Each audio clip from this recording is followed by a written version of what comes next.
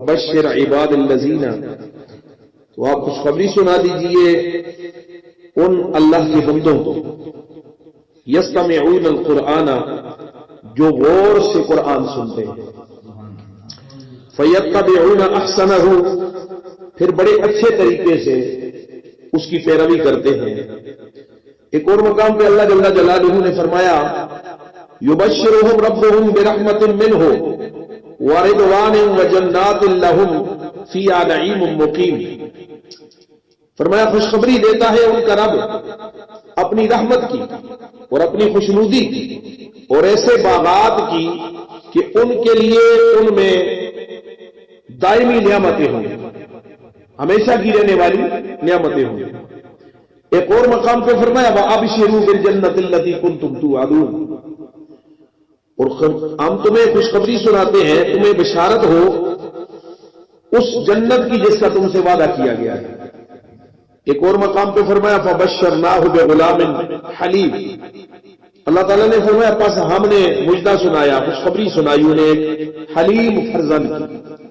ایک اور مقام پہ فرمایا وَلَقَدْ جَاءَتْ رُسُلُنَا إِبْرَاهِيمَ بِالْبُشْرَى، اور بے شک آئے ہمارے بھیجے ہوئے فرشتے ابراہیم علیہ السلام کے پاس خوشخبری لے کر۔ اسی طرح اللہ جل جلالہ نے اور بھی بہت ساری آیات مقدسہ قرآن مجید کے اندر نازل فرمائی ہیں جن میں خوشخبری سنانے کا تذکرہ کیا گیا ہے۔ حضرت ابراہیم جنہیں ابو محمد اور ابو معاویہ بھی کہا جاتا ہے، عبداللہ بن ابی اوفا رضی اللہ تعالی عنہما سے مروی ہے کہ حضور صلی اللہ تعالی علیہ وسلم نے حضرت خدیجہ الکبریٰ رضی اللہ تعالیٰ عنہ کو جنت میں ایک ایسے گھر کی بشارت دی جو ایک ایسے موتی سے بنا ہوگا جو اندر سے خالی ہو، وہاں نہ شور اور غل ہوگا اور نہ ہی احساس سے تھکاوٹ۔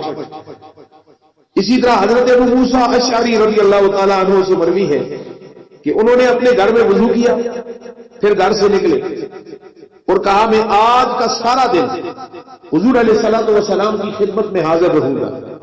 پھر وہ مسجد میں پہنچے اور حضور علیہ السلام کے متعلق دریافت کیا۔ صحابہ کرام نے جواب دیا کہ اس طرف تشریف لے گئے۔ حضرت ابو موسیٰ رضی اللہ تعالیٰ عنہ فرماتے ہیں میں آپ کے پیچھے پیچھے اس راستے پہ چل دیا، لوگوں نے آپ کے متعلق لوگوں سے پوچھتا گیا، حتیٰ کہ حضور علیہ السلام بیرے عریس کے احاطے میں داخل ہو گئے۔ میں دروازے کے پاس بیٹھ گیا حتیٰ کہ حضور علیہ السلام حاجت سے فارغ ہوئے، وضو فرمایا، پھر میں اٹھ کر آپ کی طرف گیا، آپ کنویں کی منہر کے وسط میں بیٹھ گئے، آپ نے اپنی پنڈلیوں سے کپڑا ہٹایا اور انہیں کنویں میں لٹکا دیا۔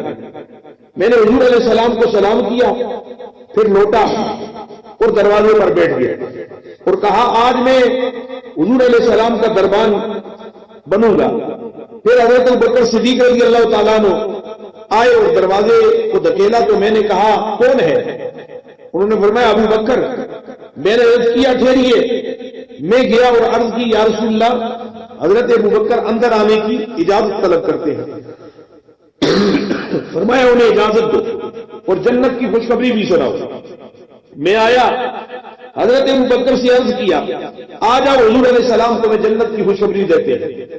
حضرت ابو بکر صدیق اندر داخل ہوئے اور حضور علیہ السلام کی دائیں جانب منڈیر پر بیٹھ گئے اور آپ اپنے اسی طرح پاؤں جو ہے آپ نے بھی کنویں میں لٹکا لی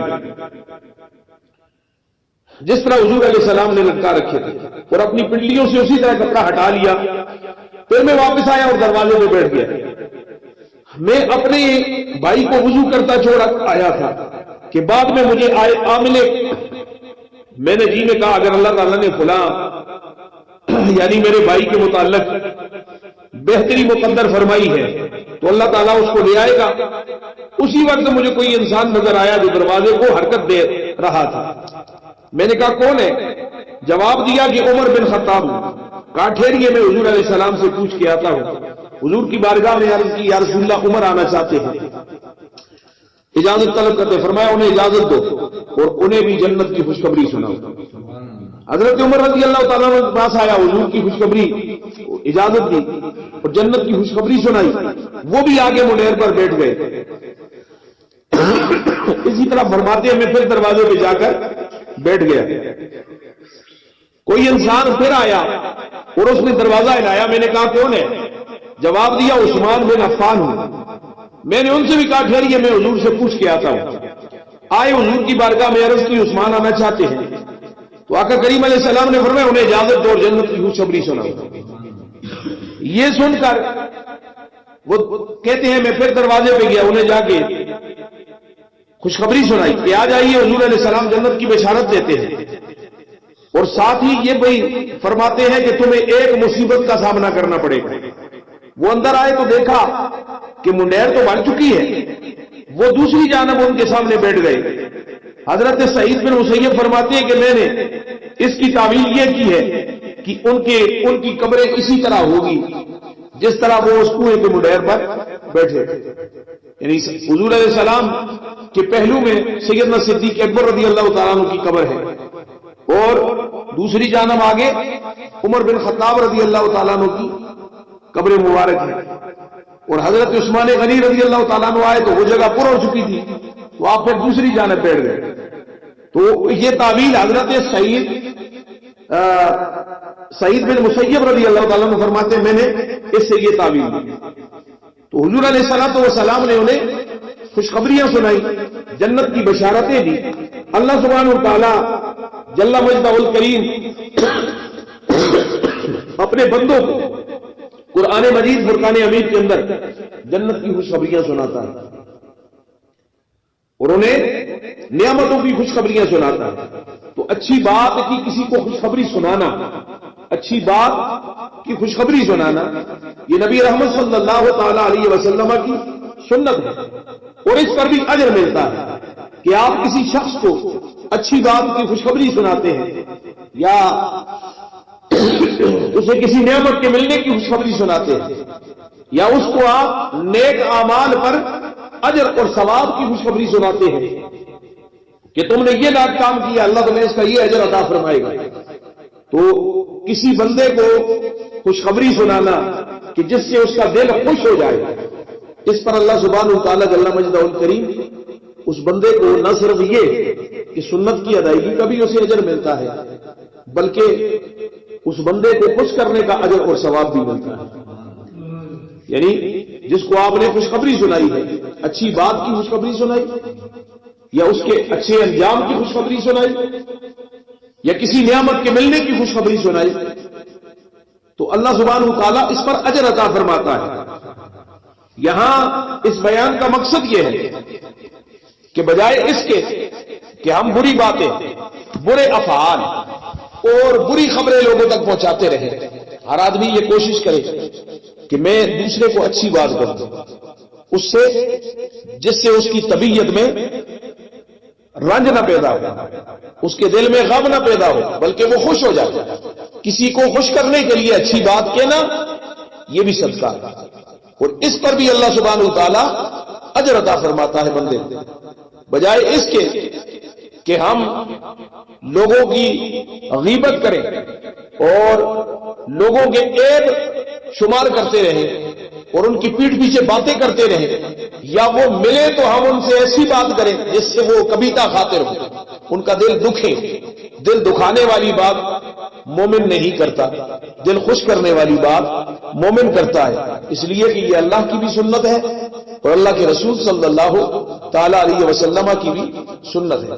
حضور کی بارگاہ میں صحابہ آتے تھے تو آقا کریم علیہ السلام انہیں خوشخبریاں سناتے تھے. یہ نہیں کہ وہ کوئی کام کر کے آتے تھے تو پھر انہیں خوشخبری ملتی تھی. حضور ویسے ہی کرم نوازی فرماتے اور کسی صحابی کو کوئی نہ کوئی خوشخبری سنا دیتے. اور یہ بھی نہیں ہے کہ حضور ویسے ہی باتیں کر دیتے تھے, ان کو کوئی ملتا کچھ نہیں تھا اس پر. میرے مصطفیٰ کریم علیہ السلام کی زبان کن کی زبان ہے, حضور کی زبان سے جو نکل جاتا تھا اللہ سبحانہ وتعالی ایسے ہی فرما دیتا تھا, اس کا مقدر ہو جاتا ہے. حضرت قتادہ رضی اللہ تعالیٰ عنہ آئے حضور کی بارگاہ میں, آنکھ تیر لگا تو آنکھ نکل گئی. حضور کی بارگاہ میں آئے, عرض کی یا رسول اللہ تیر لگنے سے آنکھ نکل گئی ہے. اب حضور کیا فرماتے ہیں؟ حضور علیہ السلام نے یہ نہیں فرمایا کہ چلو میں تمہاری آنکھ ٹھیک کر دیتا ہوں، یہ نہیں فرمایا کہ میں ڈاکٹر حکیم تو نہیں ہوں کسی ڈاکٹر کے پاس جاؤں، آنکھ نکل گئی اب اس کا کچھ نہیں ہو سکتا ہے، حضور نے یہ نہیں فرمایا۔ مصطفیٰ کریم علیہ السلام نے حضرت قتادہ کو دیکھا تکلیف میں ہے، میرا غلام میرا صحابی تکلیف میں ہے اور حالت جنگ میں میدان کارزار میں ہے، تیر لگا آنکھ نکل گئی، ہاتھ پہ رکھی ہوئی آنکھ کا ڈھیلا ہاتھ پہ ہے، تو تکلیف کو دیکھا نا، تو حضرت قتادہ کی تکلیف کو رفع کرنے کے لیے، ان کی طبیعت کو خوش کرنے کے لیے حضور نے فرمایا قتادہ تجھے آنکھ چاہیے کہ جنت؟ تجھے آنکھ کی ضرورت ہے یا جنت کی؟ تو حضرت قتادہ رضی اللہ تعالیٰ عنہ عرض کرتے ہیں یا رسول اللہ میں نے تو آنکھ مانگی ہے، جنت کا تذکرہ آپ نے فرمایا ہے، آنکھ میرے مانگنے پر جنت اپنی عطا سے دے دیجیے۔ میرے مصطفیٰ کریم علیہ السلام نے اپنا لعاب دان لگایا نا آنکھ والے خانے میں اور آنکھ اٹھا کے وہاں رکھی، تو جیسے نکلی نہیں۔ راوی کہتے ہیں 7 پشتوں تک اس آنکھ میں روشنی زیادہ تھی دوسری آنکھ کی نسبت، 7 پشتوں میں جتنے لوگ پیدا ہوئے جو آنکھ حضور نے لگائی تھی اس میں روشنی زیادہ تھی دوسری آنکھ کی نسبت۔ تو حضرت قتادہ رضی اللہ تعالیٰ عنہ کو حضور نے آنکھ بھی دی اور جنت بھی دی، آنکھ بھی دی اور جنت بھی دی۔ اسی طرح حضور کے غلام ہیں حضرت ربیعہ رضی اللہ تعالیٰ عنہ، وضو کراتے ہیں حضور کے نالین سیدھے کر دیتے ہیں، خدمت پہ رہتے ہیں۔ تو ایک دن صبح کے وقت سردی کے موسم میں اٹھے، پانی لیا حضور کی بارگاہ میں، یا رسول اللہ وضو کے لیے پانی پیش کیا، حضور نے وضو فرمایا، جب وضو سے فارغ ہوئے تو فرمایا سال ربیعہ، ربیعہ مانگ کیا مانگتا ہے؟ تو عرض کرتے ہیں یا رسول اللہ صلی اللہ علیہ وسلم، دل میں سوچ رہے سوچا بھی ہوگا، تو عرض کرتے ہیں یا رسول اللہ صلی اللہ علیہ وسلم میں جنت میں آپ کی رفاقت چاہتا ہوں، میں یہ چاہتا ہوں کہ جنت میں جس طرح دنیا میں آپ کی خدمت میں رہتا ہوں اسی طرح جنت میں بھی آپ کا خدمتگار رہوں، آپ کے ساتھ رہوں، آپ کے پڑوس میں رہوں، مجھے آپ کے جنت میں بھی آپ کا پڑوس چاہیے۔ تو مصطفیٰ کریم علیہ السلام نے فرمایا کہ تو سجدہ ریزیاں نہ چھوڑنا نا، سجدوں سے تو میری مدد کر، اللہ کی بارگاہ میں سجدے تو کرتے رہنا، جنت میں تجھے پڑوسی بننا میرا کام، تو جنت میں میرا پڑوسی ہوگا۔ یعنی حضرت قتادہ کو حضور نے یہ خوشخبری سنائی اور جنت کا حقدار بنا دی۔ تو اچھی بات کا پھیلانا، دوسرے کو خوش کرنا جس سے اسے قلبی اطمینان حاصل ہو اور جس میں اس کے لیے دنیا اور آخرت کی فلاح ہو۔ ایسی باتیں نہیں، جھوٹی باتیں کر کے بھی نہیں، یہاں جھوٹ بولنے کا بھی تذکرہ نہیں ہے کہ آپ جھوٹی باتیں کر کے دوسروں کا دل خوش کرتے رہیں، ایسے نہیں، بلکہ اچھی بات کر کے، دین کی بات کر کے، وہ بات جس سے حقیقی معنوں میں دوسرے بندے کو قلبی اور روحانی خوشی نصیب ہو، اطمینان حاصل ہو۔ اللہ سبحانہ وتعالی جل مجدہ الکریم ہمیں اخلاق حسنہ کو اپنانے کی اور اپنی زبانوں سے اچھا کلام جو ہے اسے کرنے کی اور اچھی باتیں کرنے کی اور اچھی باتوں کو پھیلانے کی اللہ توفیق عطا فرمائے۔